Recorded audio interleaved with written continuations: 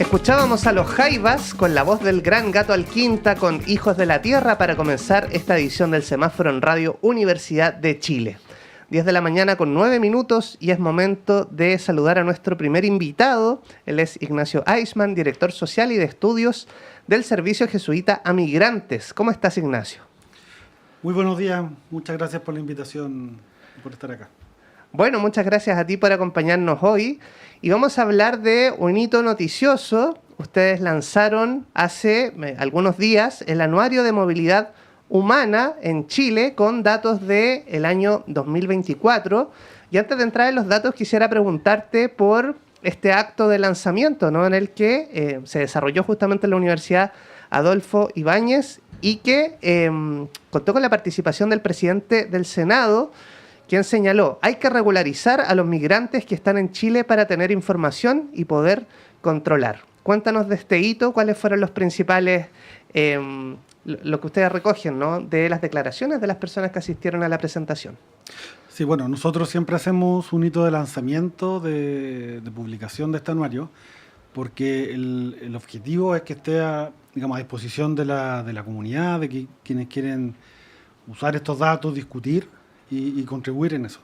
Entonces, uno de los invitados fue justamente el senador Osandón, y nos parece que él hace un punto muy, muy importante que tiene que ver con la regularización, al menos de las personas que ya están en Chile, y que en términos prácticos no se van a ir y es muy difícil también expulsar, digamos, esta idea que está en los medios, y eso tiene beneficios que son múltiples. Por un lado, permite la integración de las personas, porque pueden acceder a contratos de arriendo formales, a contratos de trabajo formales, y por otro también permite saber quiénes son. Hoy día la cantidad de personas que están en situación de informalidad o de irregularidad genera que haya una población sobre la cual no hay mayor información, y esto sí permite saber quiénes son, dónde están y por lo tanto qué hay que hacer o qué se puede hacer. Bueno, este anuario está disponible, si usted lo quiere descargar en detalle, en sjmchile.org. Y vamos a partir con la cifra más importante, ¿no? La estimación de cuántas personas migrantes contabilizó este anuario en Chile en base a distintas fuentes. ¿De cuántas personas estamos hablando? Hay dos fuentes principales con las cuales nosotros estamos trabajando. Una son el censo, ¿cierto?, que el año 2017 el 2020 y el 2024, que habla de más de 1.600.000 personas. Y la segunda fuente es la estimación que hace el Servicio Nacional de Migraciones, que toma muchas fuentes. Toma datos administrativos, toma datos censales, datos de visados, y ellos estiman que para diciembre del 2023 en Chile habían, ¿cierto?, 1.900.000 personas extranjeras, por sobre esa cantidad. Y eso muestra que hay una tendencia creciente y que el tema de los flujos migratorios y de la movilidad humana en Chile no es un tema puntual, ¿cierto? No es algo que está pasando, que es producto de un fenómeno de un año, sino que ya es algo estructural y que llegó para quedarse, frente a lo cual hay que hacer algo. Digamos, hay que gestionar este flujo de movilidad de manera adecuada. Y es muy interesante, en este anuario uno puede revisar la estimación de población extranjera en Chile, que va desde 1.250.000 aproximadamente en el 2018 y va creciendo progresivamente hasta acercarse a los 2 millones de personas. Sí, el gran salto se da entre el 2017 y el 2018. La estimación solo parte del 2018, por eso no está la información anterior. Pero se pasa de alrededor de 700.000 personas a superar el 1.200.000. Entonces, eso implica que Chile tuvo que enfrentar el doble de gestión migratoria de personas que estaban llegando permanentemente, principalmente de Venezuela, que es lo que explica este aumento del flujo.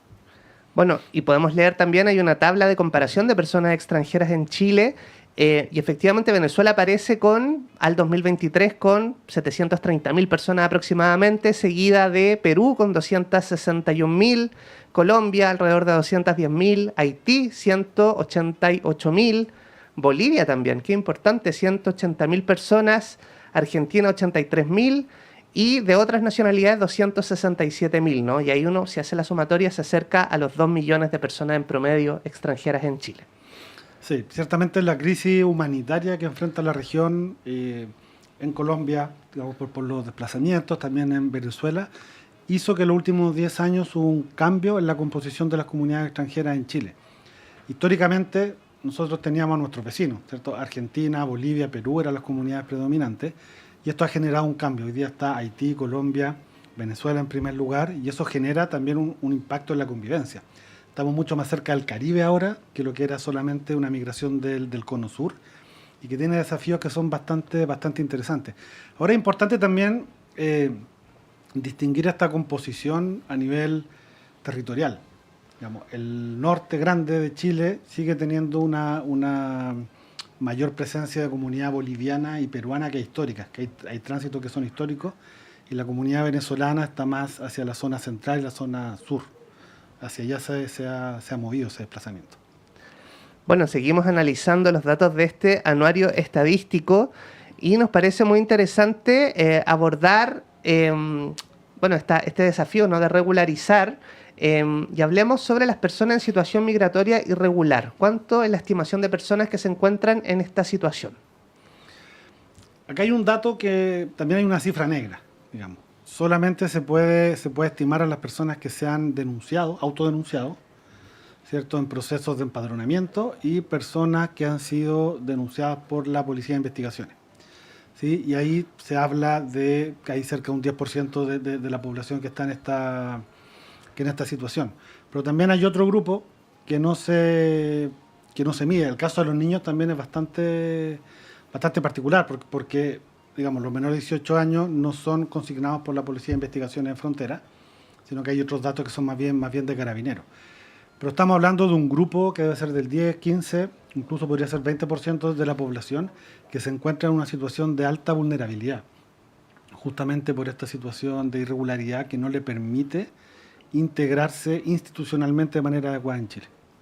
Bueno, y que esto redunda, por ejemplo, en no tener un RUT, no tener una cédula de identidad, no poder acceder a salud, a educación, y también algo que me parece súper importante, a trabajar en negro, ¿no? Estos trabajos que están en la informalidad y que lo decía también el presidente de la Sociedad Nacional de Agricultura, ¿no?, Antonio Walker, en el lanzamiento de este anuario. Decía: Chile no podría estar exportando 30.000 millones de dólares si no tuviéramos la fuerza laboral de los inmigrantes, y el gran desafío es la regularización. A Chile se viene a trabajar con visa de trabajo. No podemos caer en la informalidad laboral. La informalidad es mano de obra barata. La formalidad laboral es que todos los trabajadores compitan en las mismas condiciones, así que yo creo que el aporte de los inmigrantes ha sido muy valioso para nuestro país. Hay un gran desafío en ese sentido, ¿no? ¿Y cómo ven ustedes el proceso de una persona que quiera regularizar su situación migratoria? ¿Cómo está respondiendo el sistema hoy día? Nosotros creemos que en la práctica no existe un canal que realmente permita la regularización, sobre todo para las personas que vienen de Venezuela, de Cuba, de Haití, de República Dominicana, porque lo que se exige es tener un visado que haya sido aprobado, ¿cierto?, de su país de origen. Entonces, bueno, embajada de Venezuela no hay, por ejemplo, y son trámites que en la práctica son imposibles. Un pasaporte en Venezuela les puede costar $1.000, pueden ser 2 años de espera, y son contextos en que las personas están escapando de esos contextos, ya sea por persecución política, por crisis humanitaria, por falta de alimentación. Entonces salen ya con esta irregularidad forzada. Entonces, al llegar a Chile, esos mecanismos no existen. Tiene que venir una orden de expulsión, poder apelar a esa orden de expulsión para solicitar estar en el país, o pedir refugio, que también tiene tasas muy bajas. No son más de 100, 200 personas que tienen refugio de Venezuela en todo este tiempo, en todos estos años, ¿cierto?, con 8 millones de personas que han salido de ese país. Entonces, en la práctica esto se hace muy difícil y llegan a la frontera, ¿cierto?, y tienen que ingresar por pasos no habilitados, y la vida en Chile luego se vuelve mucho más compleja, mucho más vulnerable. Entonces es importante mirar todo ese panorama que está ocurriendo, y que no termina con el ingreso, sino que después se traslada como decías tú, a empleos informales, a evitar campamentos, a niños que están desescolarizados, y son todas cosas que hay que gestionar, que hay que incluir, tanto por razones humanitarias, pero también pensando en el desarrollo del país. Y lo que decía Antonio Walker era muy claro en eso. La capacidad de exportación de Chile no hubiera sido posible sin esta mano de obra. Entonces, ¿por qué no hacerlo de manera positiva? ¿Por qué no hacerlo de manera aportativa también? Y considerar todos los recursos que trae esta población migrante, y poder aislar los problemas que tienen que ver con crimen organizado, con desorden en frontera, con control. Nosotros del Servicio Jesuita Migrante creemos que el Estado tiene el deber de controlar la frontera, y tiene el deber de garantizar seguridad, ¿cierto? No desconocemos eso, pero hay que hacerlo de manera adecuada y la informalidad solo es tierra fértil para el crimen organizado. Entonces, la regularización y estos dos mensajes de ese día de lanzamiento nos parecen bastante positivos. Bueno, mensajes del presidente del Senado y del presidente de la Sociedad Nacional de Agricultura, ¿no? Los que revisábamos hace algunos minutos.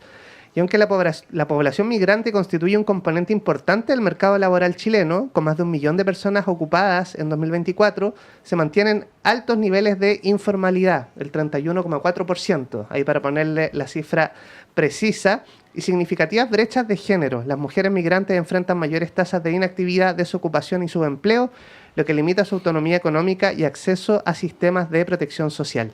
Esto también podemos hacer el contexto de la preocupante tasa de desempleo femenino que tenemos, ¿no? Incluso de chilenas sobre todo. Sí, y nos trae un tema que es transversal, ¿cierto? Sí. Que podríamos decir que no tiene nacionalidad, son las desigualdades de género. Y quiénes son las que se están ocupando de los cuidados de los niños, también de los adultos, quiénes son las que tienen que tener esta doble jornada laboral y que son castigadas también por el mercado laboral, en este caso, que son las mujeres. ¿Sí? Entonces, en ese sentido, la población migrante vive lo que se denomina una interseccionalidad, ¿cierto? Es ser mujer y ser extranjera en estos contextos amplifica este deterioro, este daño y esta vulnerabilidad en términos laborales, también económicos, precariedad de vida, finalmente. Y que también repercute en el grupo familiar completo, que son los niños. También son niños que pueden estar todo el día solos porque los papás tienen que tener largas jornadas de trabajo. Eso también se evidencia. Entonces es importante incluir ese dato y esa mirada de género particular en esto es fundamental. Seguimos conversando en el semáforo con Ignacio Eisman, director social y de estudios del Servicio Jesuita a Migrantes, quien nos cuenta sobre el Anuario Estadístico de Movilidad Humana en Chile 2024. Y quisiera que hablemos de, otro tema en el que se evidencia una crisis en nuestro país, que es la crisis habitacional, ¿no? En el ámbito de la vivienda, este anuario reporta que el 21,6% de los hogares migrantes presenta carencia habitacional y se ha observado un aumento en su presencia tanto en campamentos como en programas dirigidos a personas en situación de calle. Sí, los datos de la encuesta CACEN sistemáticamente muestran que hay un grupo importante de hogares migrantes que tienen problemas en la materialidad de las viviendas, ¿cierto? Son precarias, que tienen problemas de habitabilidad, de acceso a conexiones, a desagüe, agua potable, digamos. Y eso es permanente y hay un grupo que es significativo y que también tiene que ver con la realidad de Chile. Digamos, hay una crisis habitacional importante. Los datos tanto del Catastro Nacional de Campamentos, los datos que levanta Techo, también muestran que hay un aumento de los campamentos y un aumento de las familias migrantes habitando campamentos. De hecho, hay campamentos que son solo formados por familias migrantes. Y eso también da cuenta de la necesidad de abordar la crisis habitacional de manera estructural. Esto no es culpa de la población migrante, ¿cierto? De que la crisis habitacional se explica por los factores de movilidad humana, pero sí viene a incrementar un problema que nosotros veníamos arrastrando estructuralmente en los últimos años. Y un dato también que es muy relevante es el aumento sostenido en el uso de albergues de emergencia para personas en situación de calle. Digamos que son los que se disponen principalmente en la época de invierno y que refleja que hay familias, que hay personas extranjeras que también están llegando y que la alternativa es estar en la vía pública. Entonces, el aumento también ha sido sostenido de personas en situación de calle. Entonces, no nos está hablando, ¿cierto?, si uno va sumando todos los datos de un problema o de un grupo que está en alta situación de vulnerabilidad, cuyos recursos tampoco estamos aprovechando, y que si no tomamos acciones hoy día, lo que va a terminar ocurriendo es la ghettificación de estos sectores en distintas zonas de nuestras ciudades. Y el impacto en 20 años, además de pobreza, va a ser de marginación, probablemente de violencia, de resentimiento. Entonces, hay que mirar lo que está pasando en Europa con las comunidades migrantes, las manifestaciones que se provocan. Nosotros hoy día estamos a tiempo de evitarlo y trabajar la convivencia. Desde esta perspectiva, creemos que es fundamental y el llamado que hacemos también a las autoridades es a subir, ¿cierto?, la cantidad de perspectivas que hay respecto a la migración y no solo mirar el control fronterizo, sino que también mirar estas otras variables que son súper importantes. Bueno, y quisiéramos también citar, ¿no?, el trabajo que ha hecho Techo. Hicimos una entrevista hace algunas semanas Los campamentos siguen al alza, aumentaron en más de 6.000 familias entre el 2023 y el 2025. Y actualmente, reporta Techo, en Chile hay 120.584 familias viviendo en campamentos. El estudio reveló la existencia de 1.428 asentamientos de este tipo a lo largo del país, alcanzando la cifra más alta desde 1996. Es un tema a lo menos preocupante, ¿no? ¿Y cómo ven ustedes desde el Servicio Jesuita Migrantes esta respuesta que uno podría pensar tiene que ser sistémica, ¿no? ¿Se está abordando de forma sistémica desde el Estado? Yo no soy experto en política de vivienda, así que voy a hacer esa salvedad. Mi impresión es que no hay una visión de cómo construir ciudades integrando la vivienda, integrando el uso del suelo, la conectividad y la habitabilidad para todos los sectores.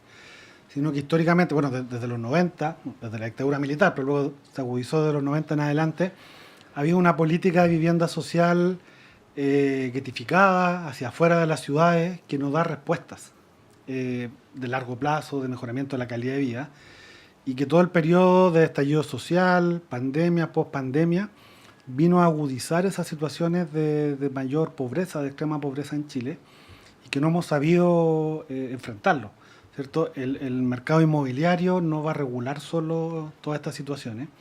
Entonces hay que tener medidas más estructurales. Las personas en situación de calle también aumentan. Hay un dato formal que dice que son 20.000 personas, pero el uso de albergues de emergencia supera las 40.000.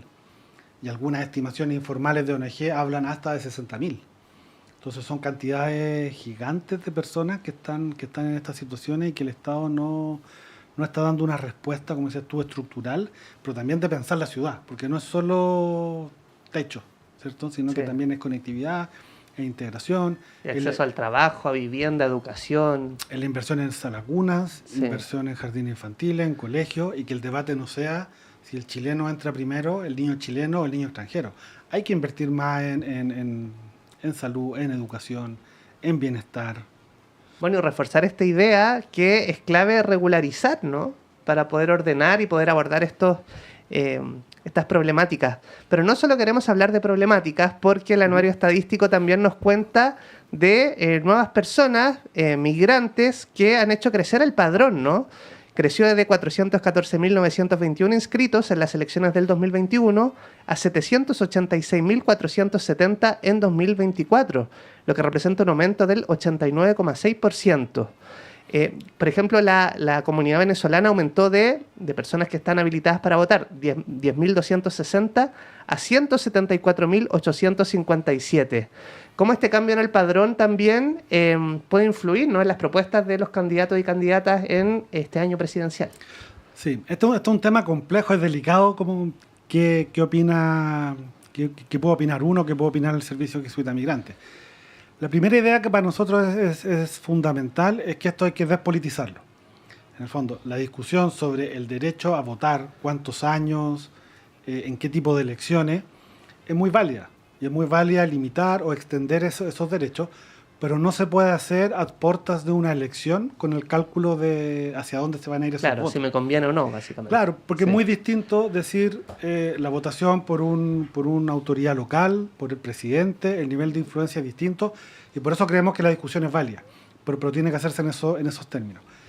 Ahora esto también refleja que hay una participación política que está aumentando y una oportunidad también de involucrar a estos sectores en la discusión sobre las ciudades, las sociedades que queremos construir. Y es fundamental entenderlo. Y va a ser muy notorio, o ya fue muy notorio en algunas comunas, o sea, Estación Central, Santiago, Alto Hospicio, Iquique. Son comunas donde la población migrante, si tuviera un voto homogéneo, podría elegir al alcalde, podría elegir al diputado, podría elegir a los gobernadores probablemente. Entonces va a tener relevancia, y el requisito en términos generales es tener 5 años de avecindamiento en Chile. Entonces probablemente ya en las próximas elecciones el peso que tenga la comunidad venezolana va a ser mucho mayor. Hoy día el peso de la comunidad peruana sigue siendo importante, por ejemplo, ya llevan mucho tiempo en Chile. Entonces eso va a ir cambiando. Entonces el llamado que nosotros hacemos en esto es, uno, aprovechar la riqueza de diversidad cultural en esta participación política ciudadana, Y segundo, despolitizar la discusión del voto migrante para que pueda ser una discusión seria y que sea lo más pertinente y que también considere la evidencia internacional, digamos. Bueno, y eso es muy interesante cuando ustedes revisen el anuario en sjmchile.org. Son 89 páginas, es un reporte súper completo. Y ustedes terminan diciendo: la indiscutible diversidad del país nos llama a pensar en la sociedad que queremos para el futuro, con nuevos acuerdos de convivencia que promuevan la integración como un proceso bidireccional, participativo y sostenible, donde las voces de la sociedad receptora y las personas migrantes sean escuchadas y que la política pública sea capaz de atender las tensiones esperables de los encuentros interculturales y mediar en establecimiento de pactos sociales que generen vínculos interpersonales, barriales e institucionales positivos para Chile. Nos tenemos que ir, Ignacio, pero unos segunditos para que invites a revisar el anuario. Sí, bueno, invitamos a todos los que están escuchando y viendo este programa a que puedan revisar los datos del anuario y por sobre todo a poder generar una discusión respecto de la sociedad que nosotros queremos construir, porque querámoslo o no, las decisiones de hoy día van a tener un impacto no solo hoy día, sino que en 20 años más. Y es importante que todos nos podamos involucrar en eso y aprovechar también de dar las gracias a espacios como este programa que nos permiten poder conversar con un poco más de extensión sobre estos datos y poner estos planteamientos. Bueno, y es muy distinto hablar con datos. También, claro, donde hay tanta mitología instalada en torno al tema de la migración, así que felicitar el trabajo del Servicio Jesuita Migrantes. Muchas gracias. Nosotros nos vamos a una pausa, pero no cambie de radio, porque ya volvemos con Paula Espinosa, que nos va a contar de la convocatoria Santiago Creativo 2025.